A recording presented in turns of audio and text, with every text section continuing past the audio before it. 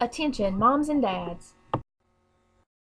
Your children can be so sweet and cuddly sometimes, can't they?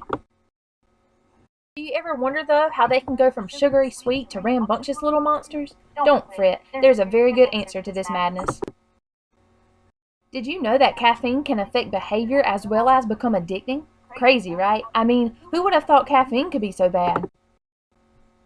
Believe it or not, caffeine is classified as a drug because it is a stimulant that affects the central nervous system.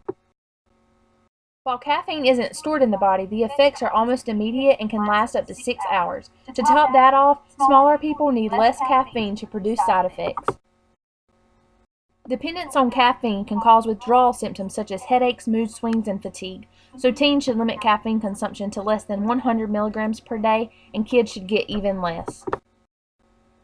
Surprisingly, caffeine isn't found only in a typical energy drink.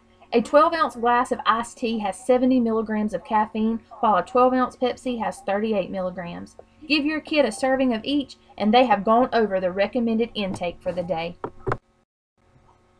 While no statistics were found among children living in North Carolina, it is seen in one study that approximately 73% of children consume caffeine on a given day in America. It is hard to tell, but since sweet tea is an icon here in North Carolina, the number of children consuming caffeine may be even larger.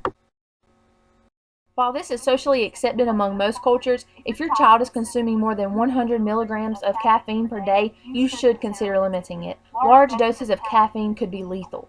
If caffeine has become an addiction for your children, it's best if you choose to wean them off slowly to prevent withdrawal symptoms. Like any addiction, there are always help groups and numbers you can contact. You may think it's funny, but caffeine can be hard to stop consuming. For some, caffeine turns into a drug of choice just like meth or cocaine. No parent wants to see addiction control their children's lives, do you? So, if you're dealing with a rambunctious little monster and you're wondering how to get your sweet and cuddly child back, the best bet is to cut out all that caffeine.